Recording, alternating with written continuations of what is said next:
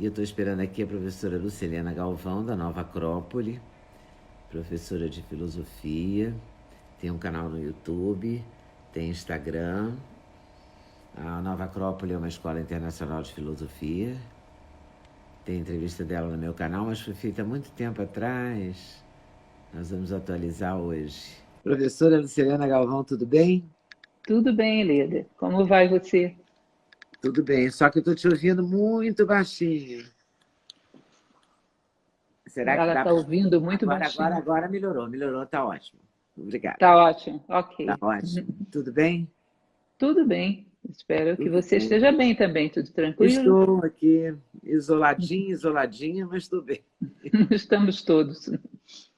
Que coisa, né? Isso. Quem diria, né, que a gente ia passar esse momento esquisito, né?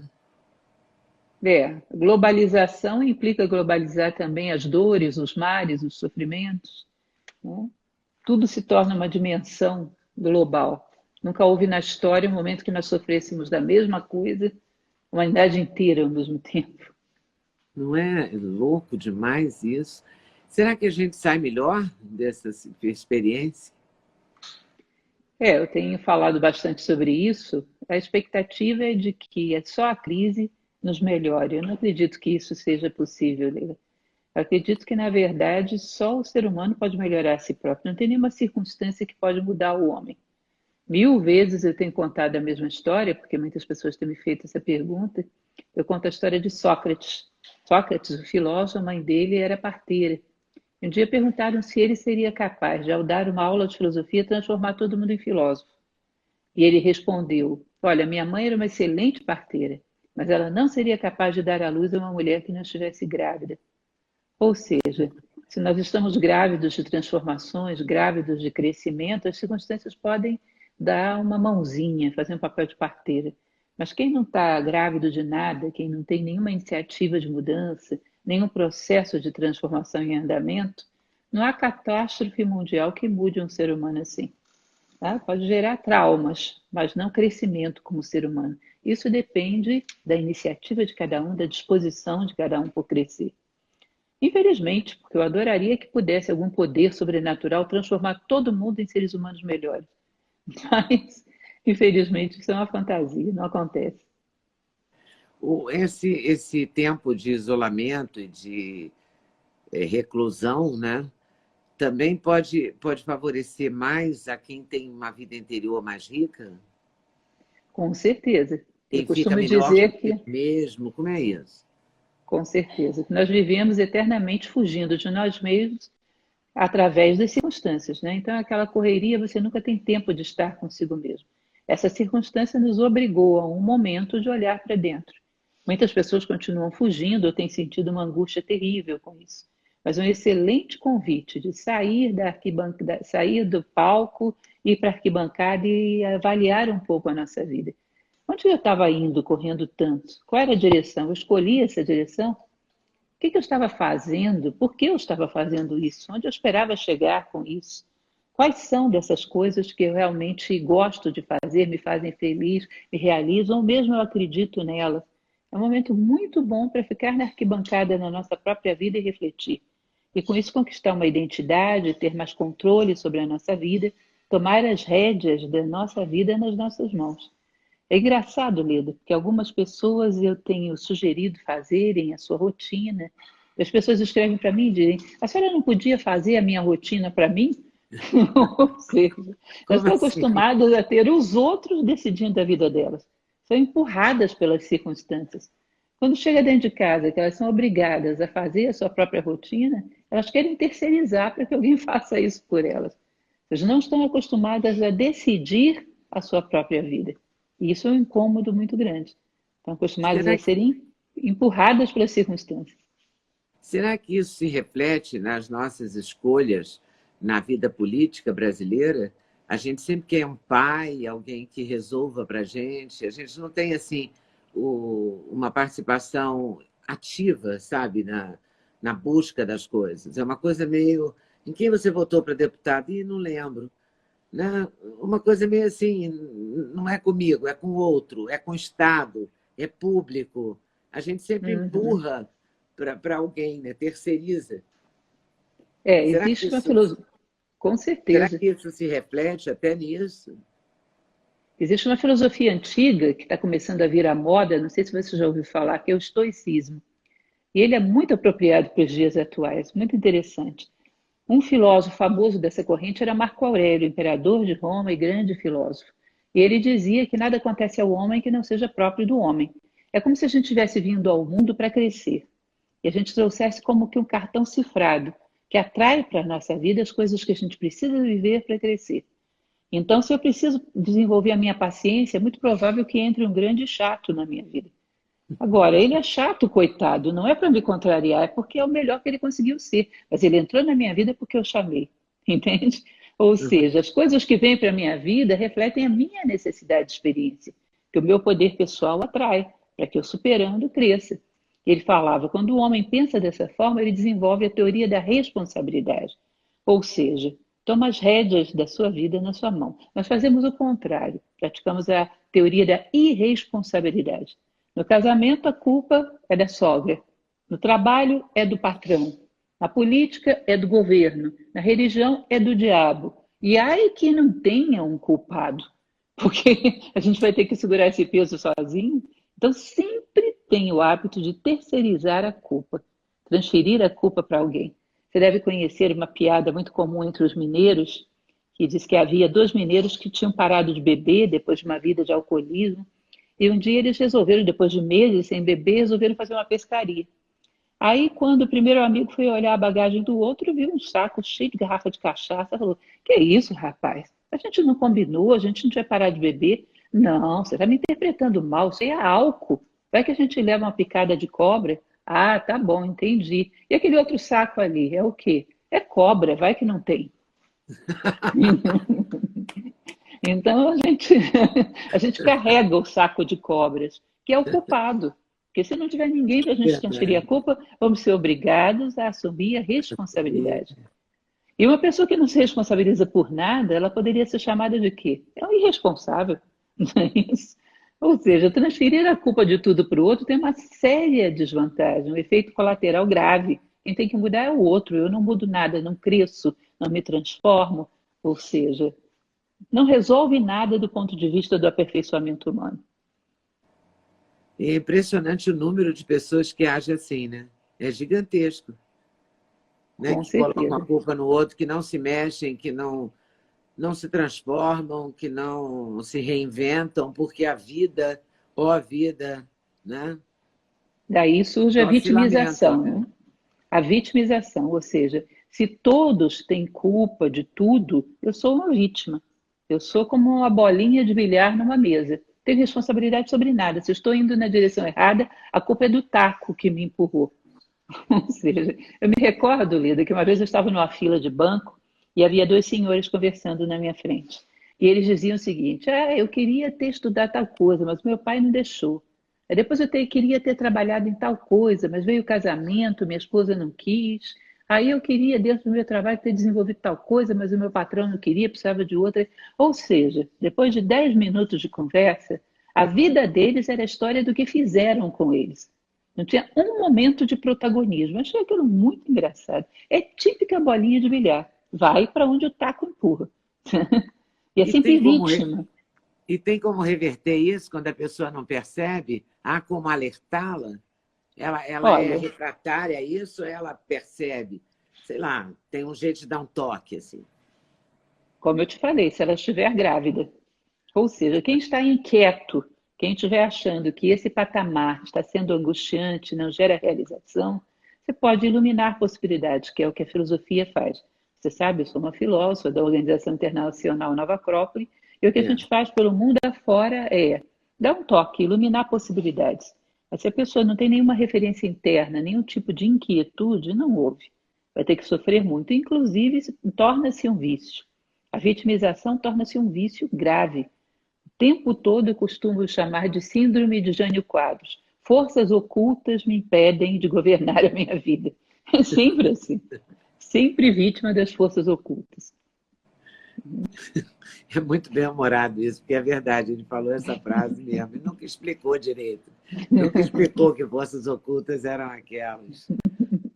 Eu acho interessante porque algumas pessoas passaram por essa quarentena e lá se vão. Eu estou no dia de número 88, nem sei falar em termos 80º dia, será? Não sei. Mas, enfim, o dia de número 88, 81, e as pessoas dizem assim, eu já vi todas as séries, eu não aguento mais. Sim, mas ela não fez nada além de ver série, porque ela precisa de um estímulo externo. Com Ela não pode certeza. fazer nada, né? Para ela ou por ela, ou descobrir uma coisa nela, né? Tem uma palestra minha que está no canal da Nova Acrópole no YouTube que fala sobre solidão. E nessa palestra eu costumo dizer que toda a vizinhança sabe quando uma pessoa está sozinha em casa, porque ela liga a televisão, liga o computador, ainda vai para o telefone, se possível, ainda liga o rádio. Ou seja, ela tem que ter um chamariz para chamá-la para fora, para que não corra o risco dela se encontrar consigo mesma. E a definição filosófica de solidão é estar desacompanhado de si mesmo. Você sabe que tem mais solitários numa grande cidade como São Paulo do que numa cidade pequena, em termos relativos, evidentemente. Uma pessoa, às vezes, que vive numa cidade de 10 mil habitantes, tem menos solidão ali do que tem numa grande cidade. Ou seja, a solidão não é da quantidade de pessoas que estão fora de você, mas é do contato que você tem com quem está dentro. Estabelecer contato, encontrar uma essência, uma identidade que te obrigue a rever as suas escolhas, te obrigue a entrar dentro do seu plano mental e perguntar quais dessas ideias são realmente minhas. Nós delegamos tudo, o ato de pensar, o ato de sentir, pensamos o que o coletivo pensa, sentimos o que o coletivo sente, e dá muito trabalho rever tudo isso. Olhar para dentro e dizer, nenhum desses pensamentos é realmente meu. E começar da terra arrasada a construir uma reflexão sobre os fatos da vida, que gere uma constatação, que gere um conceito meu. Começar a construir uma identidade. É mais fácil morrermos estranhos para nós mesmos. Então, solidão é isso, você está desacompanhado de si próprio. E essa era uma excelente oportunidade da gente se apresentar a nós mesmos, né? Começar a pensar sobre a vida, começar a fazer reflexões sobre os meus sonhos, sobre o direcionamento da minha vida, onde eu quero chegar com tudo isso, se eu tenho caminhado nessa direção ou para onde tenho caminhado. É um convite perfeito essa quarentena. As pessoas dizem, nós estamos isolados. Eu digo, sempre estivemos isolados de nós mesmos, que é o pior tipo de isolamento. Sempre estivemos. Só que agora a gente tem que fazer escolhas, né? Porque a gente está sozinho, tem que pensar pela sua própria cabeça, tem que escolher as coisas. E eu acho que muita coisa que a gente fica olhando para as coisas que a gente tem também, que a gente valorizou muito, né? Eu estava falando com uma amiga minha que tem as bolsas mais bonitas que eu já vi na minha vida, ela tem todas. E ela me disse assim, aí eu fui ao médico, fui fazer uma fisioterapia, que eu estava com uma dor no joelho. Aí eu olhei para as minhas bolsas e falei, vou com essa mesmo, velha, dane-se. Para que eu tenho tanta bolsa? Quer dizer, ela ficou destruída quando ela viu, quando ela constatou a quantidade de coisa que ela tem. Ela não sabe mais escolher diante daquelas coisas. Eu acho que o consumo, o padrão de consumo, que a gente vinha num pico elevadíssimo, também vai, depois dessa quarentena, vai ter... Muita gente pensou sobre isso, né? Porque muita gente teve tempo de olhar essas coisas materiais que você valoriza e que te dão um sinal de status, sabe? Alguns, como eu te falei, só os grávidos. Só os Os grávidos. outros talvez tenham Tomara que continuado muita gente esteja grávida, então, né? Para perceber isso. Alguns continuaram comprando por meios virtuais. Mas o que eu acho interessante, Lida, é que eu acho que toda compulsão, todo impulso, na verdade, ele esconde uma necessidade real. No fundo, eu acho que o grande desejo que a gente tem é de posse de nós mesmos. Pensa bem comigo, eu tenho meu automóvel estacionado lá fora. Por que ele é meu? E quando eu entro nele, eu viro a chave e ele me leva onde eu quero. Eu dou os comandos e ele me leva onde eu quero. E a minha mente me leva onde eu quero? Eu tenho alguma capacidade de concentração? Ou quando eu tento pensar em alguma coisa, fazer alguma leitura, ela vai para qualquer lugar, menos para aquela página na minha frente. As minhas emoções, os meus sentimentos, eu tenho algum controle deles? Eu viro para os meus sentimentos e digo, ame isso, porque nobre, justo, bom. Ele vai amar qualquer bobagem no mundo, menos isso. Você percebe que o homem tenta ser dono de um mundo de coisas fora e não é dono de si mesmo. E muitas vezes a gente exterioriza essa frustração, buscando possuir, possuir, possuir. Tem uma passagem de Roma, já na sua decadência, se diz que uma vestal teria dito o seguinte: ai de nós que dominamos o mundo e perdemos a nós mesmos. É um pouco isso que a gente tem. Nós já perdemos a nós mesmos há muito tempo. Não sabemos comandar a nós mesmos. Não temos as rédeas da nossa psique, da nossa mente, das nossas emoções, às vezes nem do nosso corpo. Portanto, não somos donos nossos. Um carro que não me obedece não é meu. Eu não me obedeço. Não tenho comando sobre a minha vida. Tá? Então, eu acho que, no fundo, se você for ver por trás dessa necessidade de possuir, é um desejo de possuir a si próprio. E não temos sido muito bem sucedidos nisso, porque, inclusive, isso não vende na internet. Há É. que construí-lo.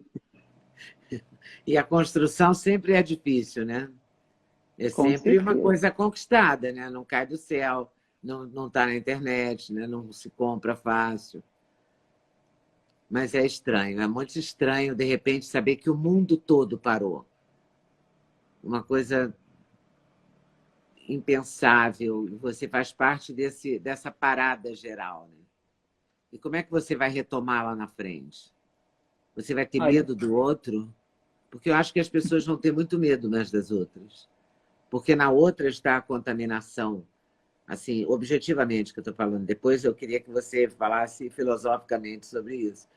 Mas eu acho que vai rolar um medo. Sabe o medo que a gente às vezes tem quando está numa rua escura e vem uma pessoa no sentido contrário? E a gente fica com medo, ai meu Deus, será que vai acontecer alguma coisa? Será que eu vou ser assaltado? E a gente agora vai ter medo do outro por causa do vírus. A convivência eu acho que vai estar muito prejudicada. eu Pelo tenho menos nesse medo, primeiro momento. eu tenho medo não disso, porque eu acho que, de uma certa maneira, nós sempre estivemos meio isolados e precavidos uns contra os outros. Sabe o que que me assusta um pouco, Leda? É que as pessoas elas estão substituindo muito a convivência. Eu acho que alguns vão achar tão interessante estarem com os outros só por meios virtuais. Eu vou te falar, a convivência é uma coisa fundamental, mas ela é difícil. O outro é chato, eu sou chato, o outro é mal-humorado, aquele é desajeitado. A convivência é um negócio complicadíssimo. Nós Muito. necessitamos dela desde antes do Sapiens Sapiens. Os antropóides já eram seres sociais. Nós precisamos, ou seja, não podemos viver sem o outro, mas também não suportamos viver com ele. Agora, você pega e transforma a convivência num processo virtual. Se essa pessoa começa a me chatear, eu mudo o canal, eu deleto ela. E você começa a ter um processo onde nós nos colocamos entre algodões, porque é a convivência que apara as nossas arestas e nos faz crescer. Agora, tudo aquilo que é incômodo pode ser deletado trocando de rede social ou de canal, ou deletando essa pessoa das suas redes. Você percebe que a gente Ou começa a ficar num cancelando, que é a processo. palavra da hora, cancelar, né? Vou cancelar o Isso. fulano. Começa a ficar confortável demais. Quando a gente tem uma viagem grande para fazer, ficar confortável demais a poltrona não é bom. Nós hoje estamos precisando fazer um curso intensivo de convivência, saber construir pontes, destruir muros. A gente está precisando aparar arestas, acreditar que as diferenças podem compor e não separar. Já parou para pensar, por exemplo, um belo quadro? Ele é uma combinação de cores totalmente diferentes, elas se harmonizam e produzem a beleza. Uma música também é assim, notas totalmente diferentes, em escalas diferentes, que se combinam e fazem uma bela melodia. A gente precisa voltar a acreditar que nós podemos viver em harmonia interna e externamente. E essa questão de se colocar num lugar onde ninguém te chateia pode gerar um comodismo perigoso, onde a gente começa a negar a companhia do outro. E além disso, ainda tem um outro processo muito concreto também, que é o fato de que viveremos todos, o mundo inteiro, uma crise econômica também sem precedentes, e que não vai dar para a gente sair dessa se não pensar no outro. Não vamos sair dessa sozinhos.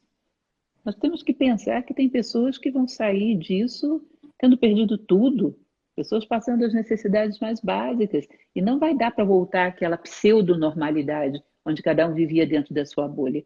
Só sairemos dessa juntos. E isso é uma coisa que inspira mesmo. Quem quiser reproduzir o padrão de vida anterior vai se dar mal. Porque daqui a pouco vai ter uma massa de pessoas famintas, desempregadas, nós temos que pensar nelas e temos que trabalhar para elas, porque senão podemos viver uma outra crise ainda pior do que essa. Enfim, tem muitos elementos aí que são uma incógnita. Tentar reproduzir o que já passou não vai funcionar.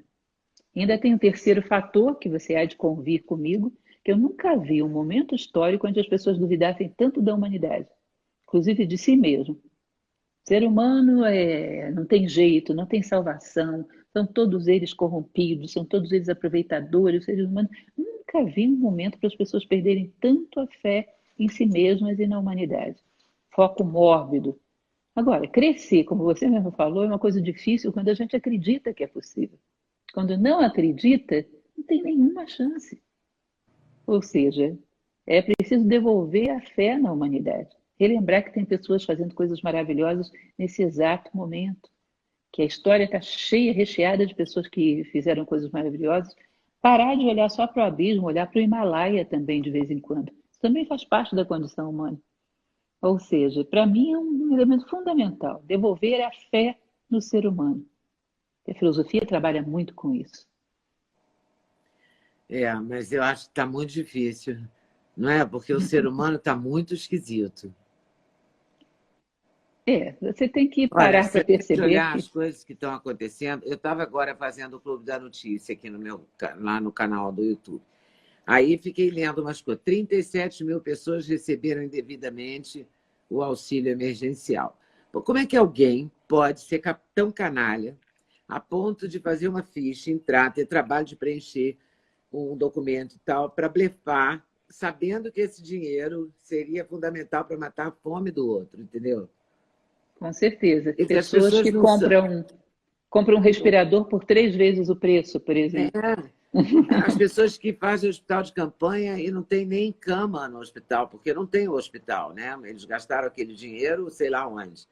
Então, do governante a pessoa sem noção aqui da fila do auxílio emergencial, sabe? É muita decepção.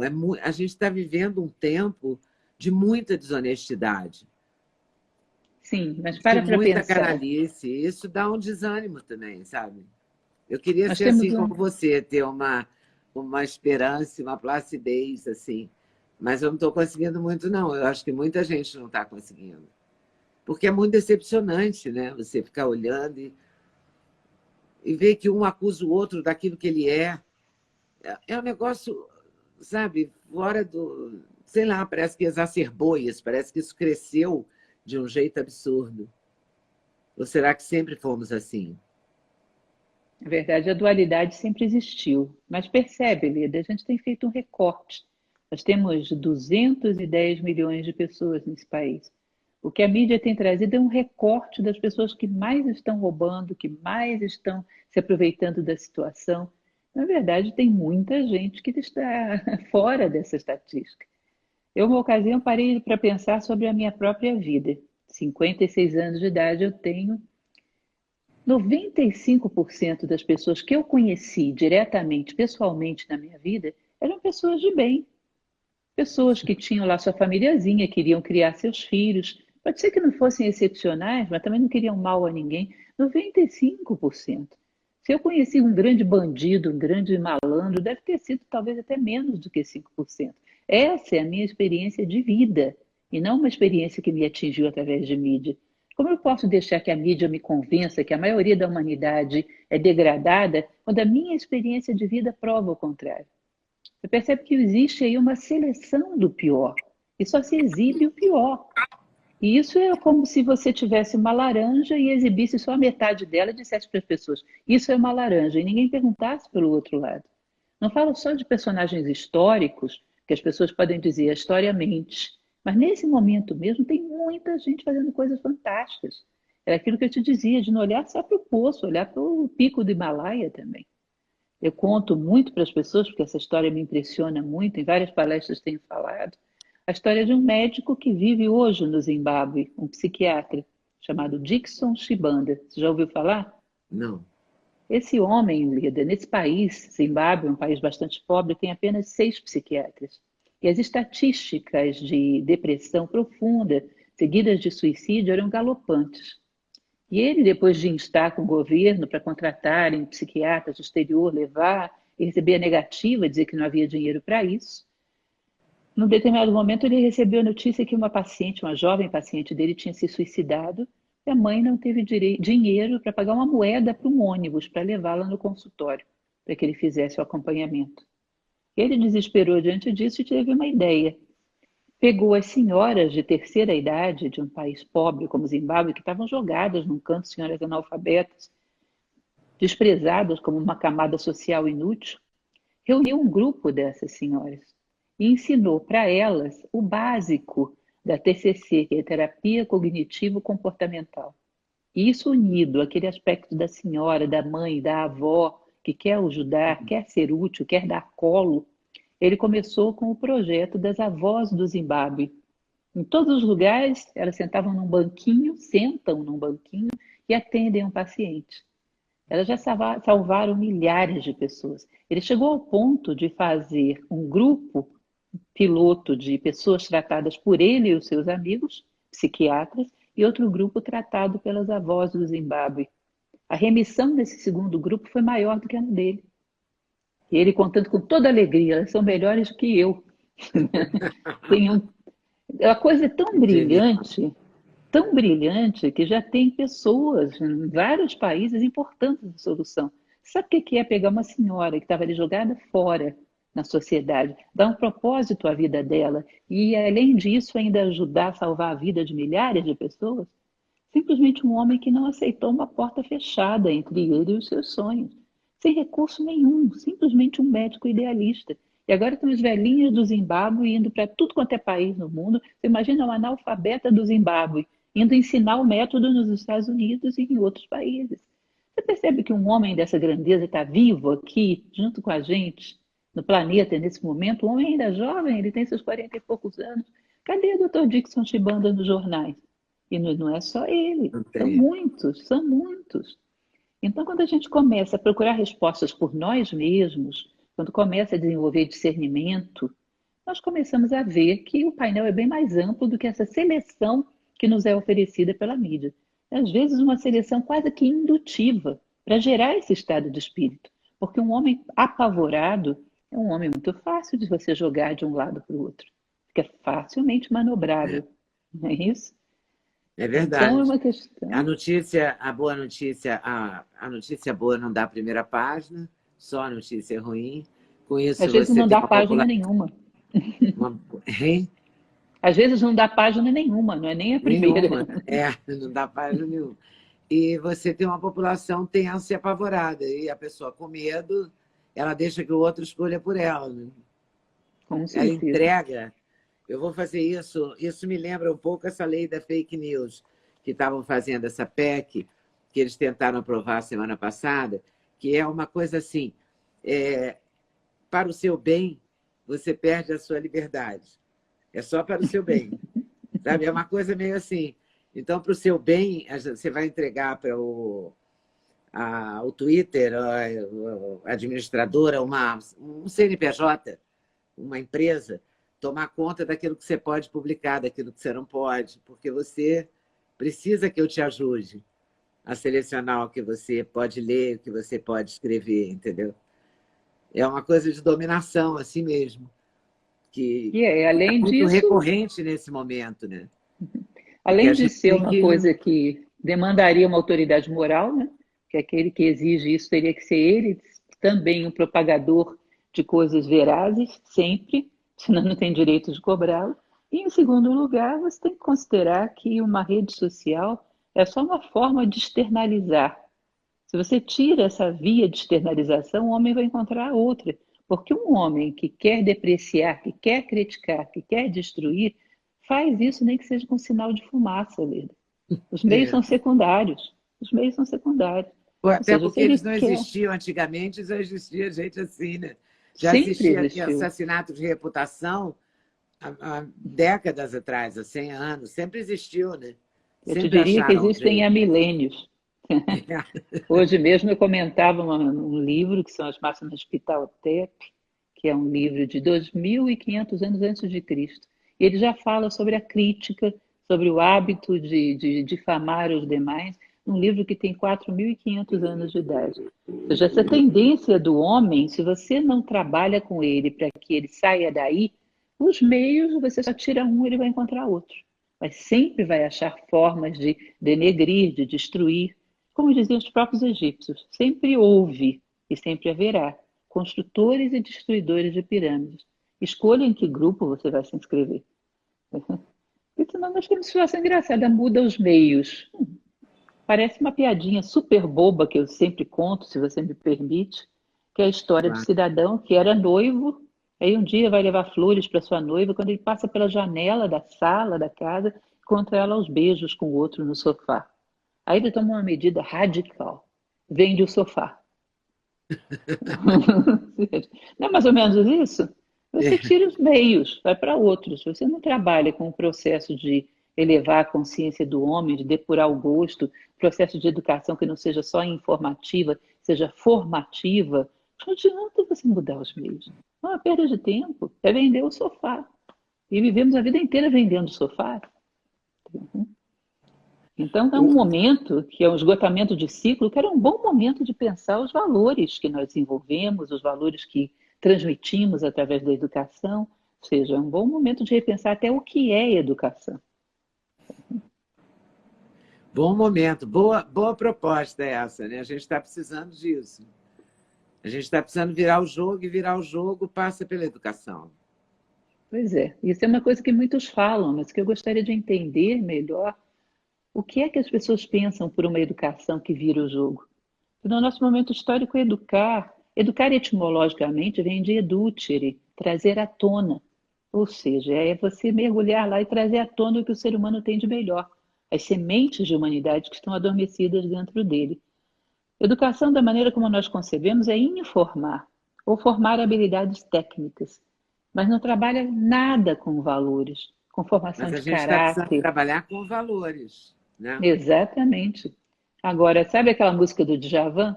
Sabe lá o que é não ter e ter que ter para dar? Então, chega um momento que nós temos que parar para fazer um bom questionamento. Eu acredito que o que a gente vive nesse momento é um esgotamento de um patamar. Disse que a humanidade cresce como se fosse uma escada. Quando chega o esgotamento de um patamar, a natureza coloca uma parede diante dele. Não dá mais para você continuar nesse patamar. Acabou, esgotou o jogo. Só tem uma chance agora, olhar para cima, não é ficar olhando para um lado nem para o outro. Olhar para cima e alavancar para um novo patamar. Uhum. Quem ficar aqui se batendo, indo para um lado para o outro, gerando polaridades, vai morrer se batendo contra uma parede. E alavancar para um outro patamar humano, procurar uma direção que não seja esquerda nem direita, seja acima, né? Exige que a gente repense a questão de valores, exige que a gente repense onde queremos chegar com tudo isso, que a educação realmente traga à tona o que o homem tem de melhor. Imagine você, Leda, que você queira contratar um funcionário e coloque um anúncio. Você tem uma empresa que quer contratar um funcionário. Preciso de experiência técnica nisso, naquilo, naquilo outro. Vem uma pessoa com um currículo maravilhoso para você. Só que não é honesto. Só que não é íntegro. Só que quando você vira as costas, te rouba. Você percebe que é uma estupidez procurar pessoas assim? Se você colocasse um anúncio, procura-se um homem honesto e íntegro. Em 6 meses você colocava ele para fazer um cursinho, ele aprendia as perícias técnicas. Agora, se ele é um desonesto, existe cursinho de 6 meses de honestidade? De integridade? Você percebe que a gente está valorizando as coisas erradas? E a educação teria que trabalhar com tudo isso, a própria cultura. A cultura vem de cultos, que é a mesma raiz de cultivar, de agricultura. Ou seja, você regar as sementes de humanidade para que elas venham à tona. Nós hoje parece que colocamos uma pá de cal em cima das sementes de humanidade. Nos alienamos disso. E não vivemos, só sobrevivemos com o maior conforto possível. Tá? Então, é uma revisão de referenciais e uma necessidade de passarmos para um outro patamar. Eu acredito que a gente esgotou esse patamar por excesso de egoísmo. O egoísmo chegou a um ponto tal que passou a ser. É como se você imaginasse uma célula cancerosa dentro de um corpo. Só pensa em si própria. Ela mata o corpo e, por último, ela morre junto, porque ela faz parte desse corpo.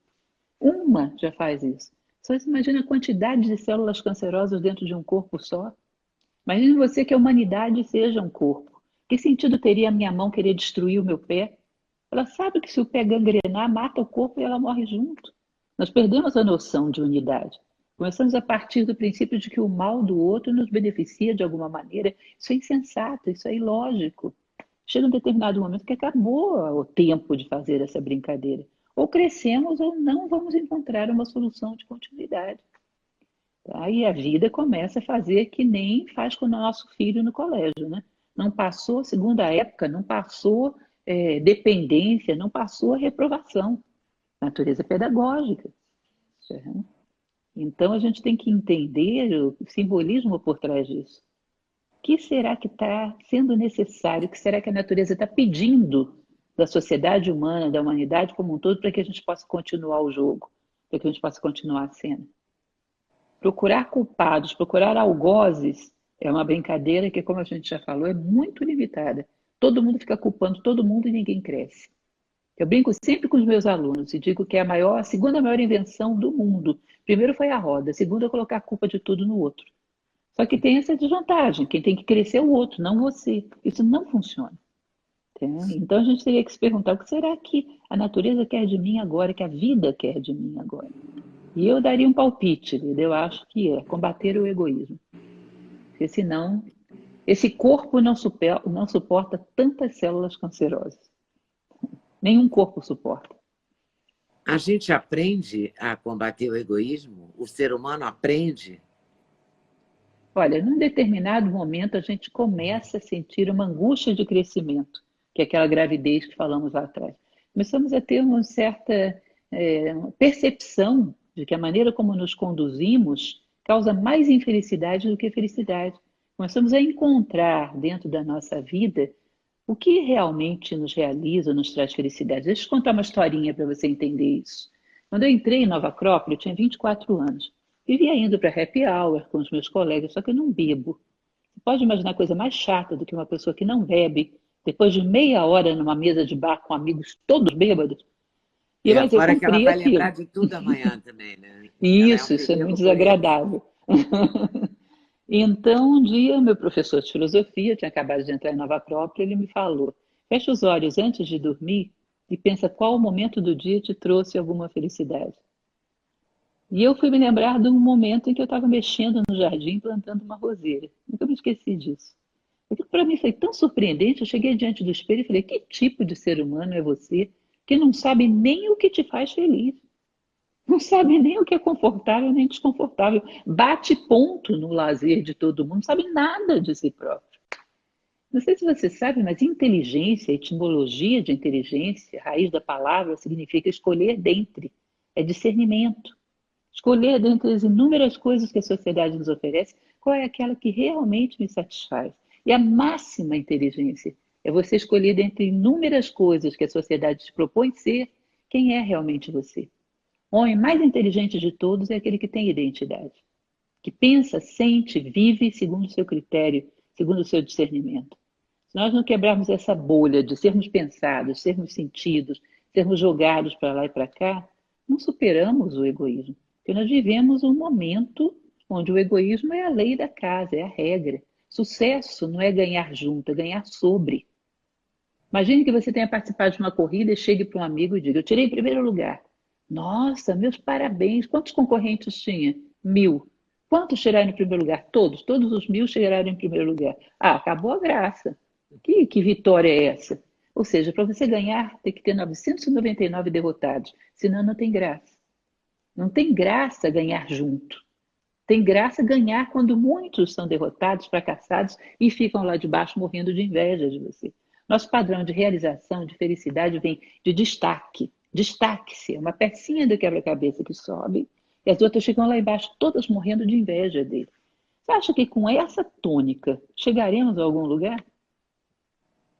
Mas é a tônica desse momento, né? Porque as pessoas se Exato, e por exibem isso nas você redes tem que sociais, despertar. as pessoas têm que pensar o que o outro pensa. Você Uhum. não dá a sua opinião pensando que, não, se eu falar isso, o politicamente correto vai me punir, ou eu vou ser punida e eu vou ser cancelada. Então, você vive em função do outro e o ter é para exibir, não é nem por prazer.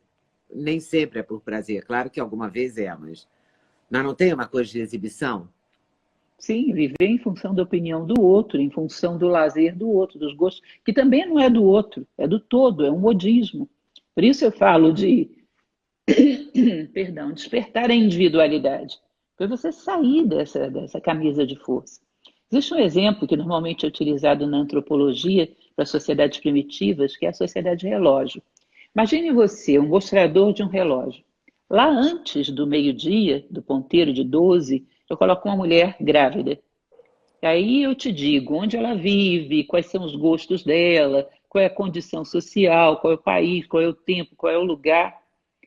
E a partir dessas informações, você pode prever para mim com bastante precisão, essa criança que nem nasceu, quando o ponteiro chegar lá às 3 horas da tarde, como ela vai se comportar? Que tipo de agressividade ou não vai ter com seus colegas? Quais são os gostos? Qual é o lazer? O que ela esperará do futuro? Depois você puxa esse ponteiro lá para as 6 horas da tarde. Um homem dos seus 25, 30 anos de idade, como se comportará em relação ao seu semelhante? Como será a sua expectativa profissional? O que esperará dos demais? O que ele pensará a respeito de si próprio? Do que gostará? Puxa de novo lá para o ponteiro das 9 horas. Um homem aí entre os seus 50, 60 anos de idade. A mesma coisa, até os gostos, até o lazer, o vocabulário, o que pensa sobre o passado, sobre o futuro, depois puxa lá para cima novamente. Um homem às portas da morte. Você percebe que a margem de erro aí é baixíssima.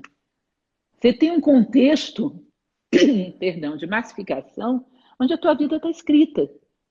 Você nem nasceu e a máscara é o primeiro presente que está do lado do teu berço. Lembra daquela música Marvin? Eu fiz o meu melhor e o teu destino eu sei de cor. Ou você foge disso, ou você não se torna um fator de transformação. Desculpe, Lida, eu ando com a garganta péssima ultimamente. Imagina, Mas, fique à vontade. mas entenda isso, isso é um elemento fundamental. Eu costumo dar um exemplo para os meus alunos, eu acho bem ilustrativo, se você me permite. Imagina que eu tenho uma estátua em cima de uma mesa, e essa mesa tem 4 pernas. E aí eu vou lá e corto uma perna dessa mesa. A mesa já vai tremer, é provável que a estátua já quebre. Mas digamos que ela ainda equilibre ali, mal e mal. Eu corto a segunda perna da mesa. Sem dúvida ela vai cair no chão e se espatifar. Sim. Mas se antes de fazer isso eu coloco um gancho de samambaia lá no teto, bem preso, amarro um fio de nylon espesso e amarro essa estátua, ela só roça sobre a mesa, mas o ponto de apoio dela está acima. Eu posso cortar uma perna, duas, as 4 pernas, a mesa vai para o chão e ela permanece de pé, porque o ponto de apoio está acima, ela só roça na mesa. Agora imagina um ser humano, ele tem os pontos de apoio com o mundo, que é o que as pessoas pensam dele, o sucesso na sua profissão, o quanto ele tem afetividade. Às vezes a vida vai lá e corta um pé de mesa desse, perde o emprego, ele já desmorona. Se corta 2, pouquíssimos ou quase ninguém fica de pé. Agora, se você procurar na história, você vai ver homens que a vida foi lá e cortou os 4 pés da mesa dele e ficaram de pé. Tá? Jordano Bruno, dentro de um buraco de uma prisão, o filósofo Jordano Bruno foi preso num buraco em Veneza que infiltrava água, cheio de bichos peçonhentos que ele não aguentava ficar em pé lá. Que ele era alto demais, ele não conseguia ficar em pé. Anos ali dentro. Cada vez que o tiravam, estava mais lúcido ainda. E tantos outros na história. Onde estava o ponto de apoio desses homens? Acima. Suas convicções, seus valores, seus princípios. E quando um homem não depende das circunstâncias, ele começa a virar o jogo, as circunstâncias começam a depender dele. E aí ele pode determinar que não cortem as pernas dessa mesa, porque tem mais gente em cima dela além dele. Ele começa, quando ele não é produto das circunstâncias, ele começa a ser produtor. O indivíduo escreve o futuro, dizia Carl Jung. Existe uma máxima filosófica que diz que o homem desperto, com identidade, com individualidade, escreve a história. A massa normalmente nem a lê. Entende? Ou seja, está o momento da gente descobrir quem somos, a que viemos, encontrar nós mesmos, deixar nossa marca no mundo, fazer diferença, querer sair daqui imprimindo valores ao mundo, sair daqui melhor do que entramos. Isso é o nosso sentido de vida. Viemos para isso. Isso é o que se Essa é espera a de um ser chave. humano. É isso que se espera Essa é de a um ser chave, humano. né? E esse é o convite de qualquer crise. E se encontra, rapaz. Acha você no meio disso. Não é possível que você vai morrer um estranho para si mesmo. Todos os homens morrem, mas nem todos vivem, alguns só sobrevivem. E está na hora da gente quebrar essa lógica. Quantos despertarem fazem diferença. Meia dúzia que desperte, sobe o degrau e fica lá de cima. É aqui, já ajuda. Ajuda. Tá? Então, no fundo, tudo se decide com uma única questão. Quantos despertam para a sua natureza humana? Quantos querem conhecer a si próprio e começam a atuar no mundo com senso, lucidez, responsabilidade, guiados por princípios? Você tem um princípio, um valor, eu tenho uma mensuração. O que me leva para lá é bom, o que me afasta é mal. O que me leva para lá é construtivo, o que me afasta é negativo. Se eu não tenho nenhum valor, como é que eu vou saber o que é bom ou mal, honesto ou desonesto, construtivo ou destrutivo? Você percebe que eu saio copiando o que todo mundo pensa? Não tem referência de direção? Não tem possibilidade de construir valores sem um direcionamento, sem um sentido de vida humanista. Por isso, Sócrates, que era o grande filósofo, dizia que um homem muito bem intencionado pode ser manipulado. Um verdadeiro filósofo, não. Ele sabe que ele quer chegar naquela porta. Então, tudo que me leva para lá, bom, honesto, íntegro, verdadeiro. Tudo que me afasta, mal, corruptor, falso. Senão, de onde vem a bondade e a honestidade para quem não quer chegar em lugar nenhum? Lembra daquela passagem da Alice no País das Maravilhas, que já está até lugar comum, todo mundo fala disso, que a Alice vira para o gato e pergunta, qual é a estrada certa? Aí o gato, meio esquisitão, né? Vira para ela e fala, onde você quer chegar, menina? Onde eu quero chegar? E não pensei nisso, não. Ah, quem não quer chegar em lugar nenhum, qualquer estrada é certa. Percebe? Qual é a estrada certa? Ninguém quer chegar em lugar nenhum. O que você quer construir no final da sua vida? O que você quer ser nesse momento? Quando você olhar para trás, quer ver o quê? A partir do momento que você delineia isso, tem um referencial. E aí você tem um indivíduo em processo de construção. E aí você tem um homem que já não é mais manipulado. Aí você tem uma unidade a partir do qual você pode construir uma humanidade mais consciente, mais fiel à sua própria condição humana.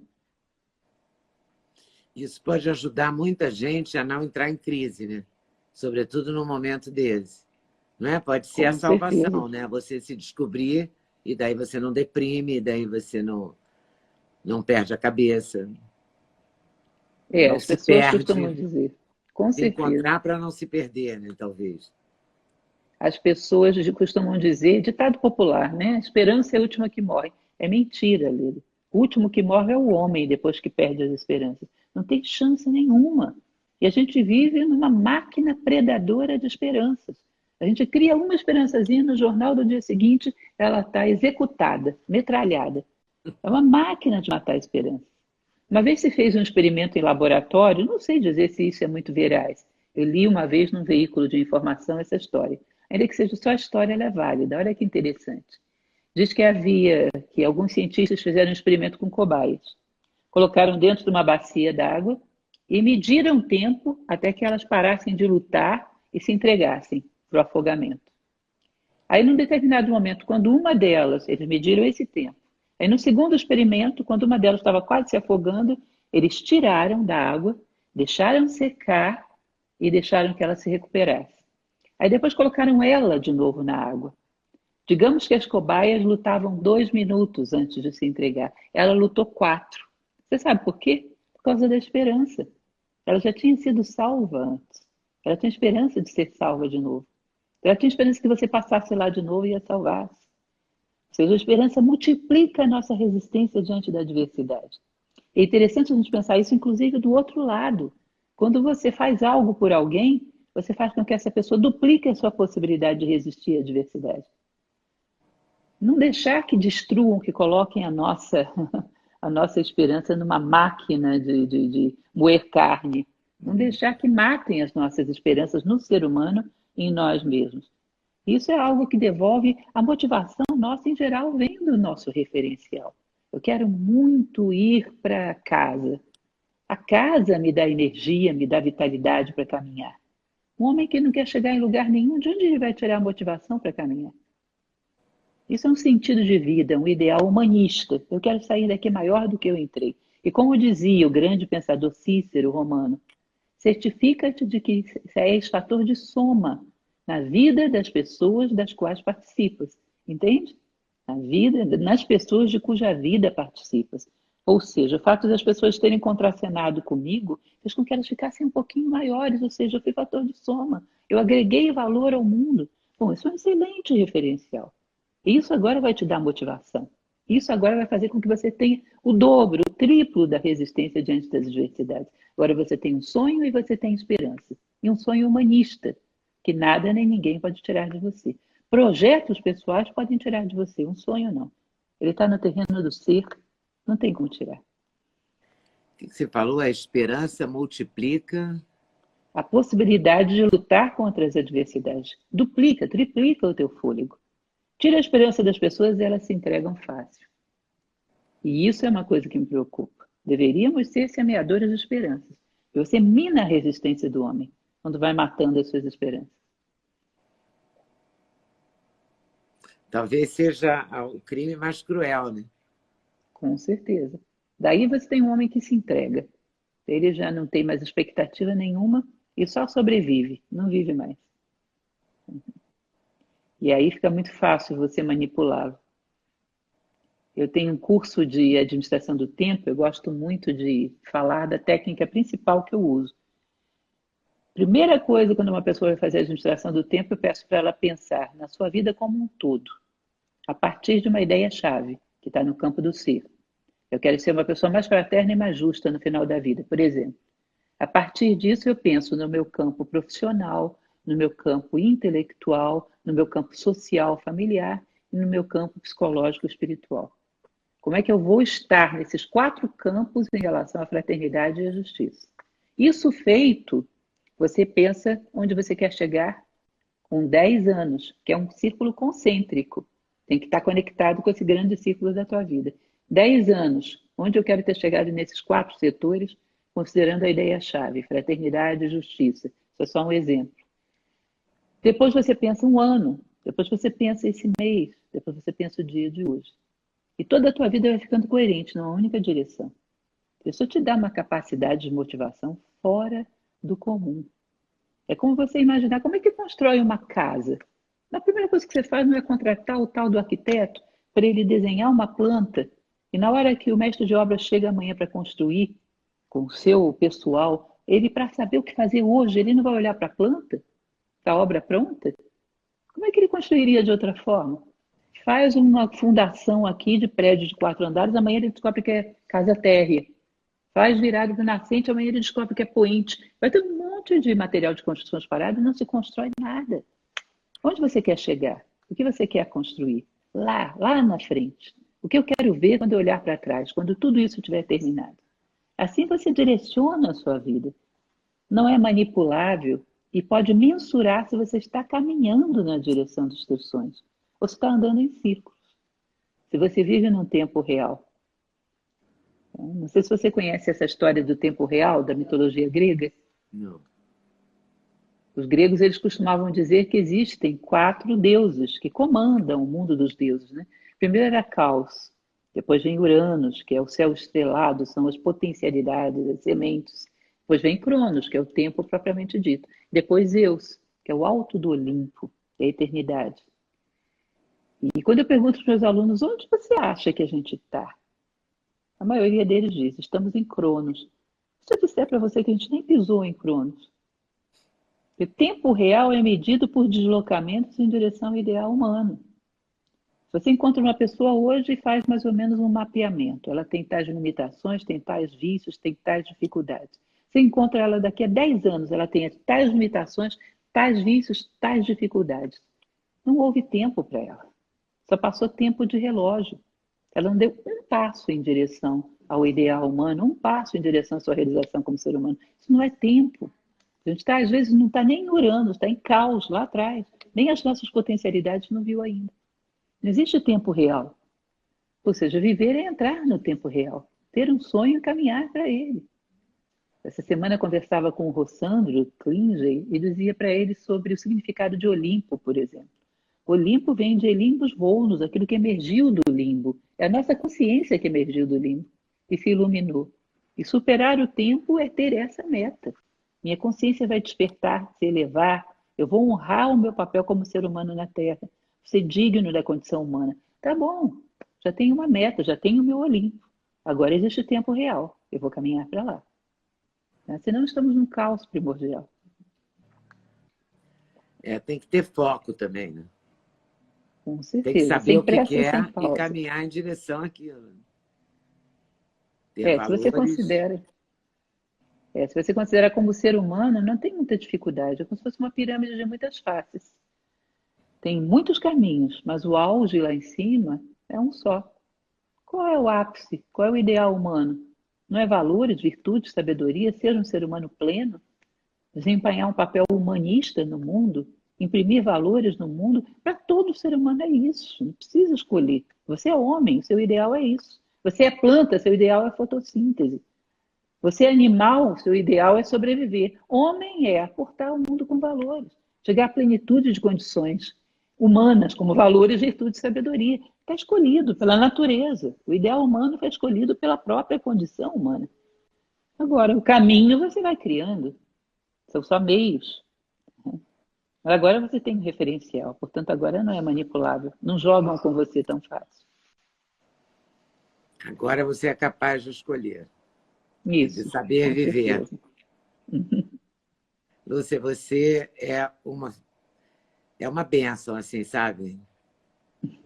É um, você é uma...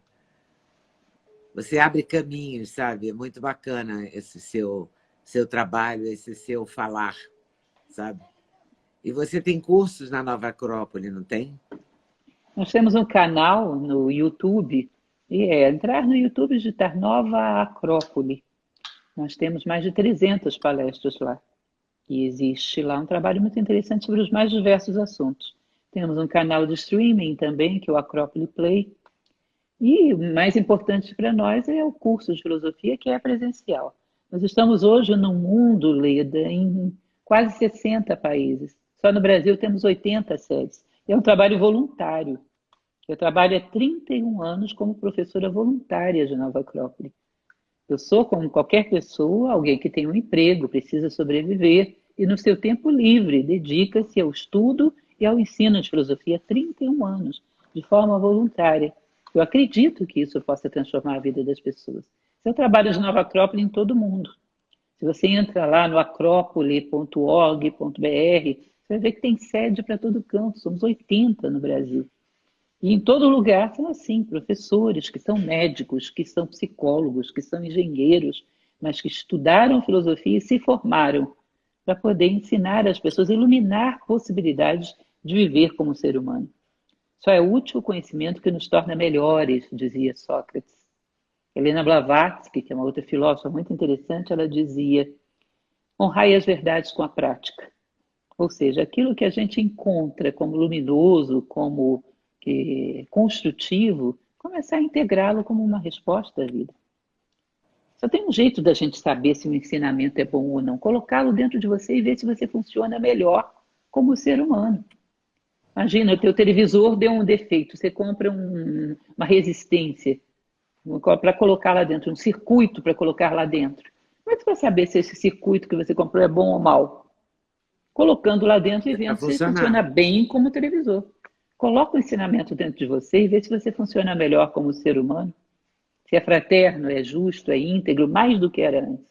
E assim a gente vai agregando esses conhecimentos, que são uma herança maravilhosa. E assim a gente vai melhorando. Lucilena Galvão, muito obrigada. Obrigada mesmo. Imagina, Por eu nos que te ajudar a agradeço a ficar melhores. oportunidade.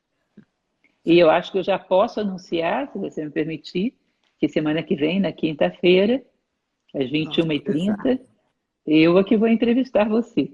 Não sei se eu tenho capacidade de ser entrevistada por você, se eu tenho competência para isso, mas eu topei e estou Imagina, lá. você tem uma Estamos juntos. experiência com o ser humano fora do comum, que Estamos interessa juntos. muito a mim e interessa muito a todos os ouvintes, com certeza.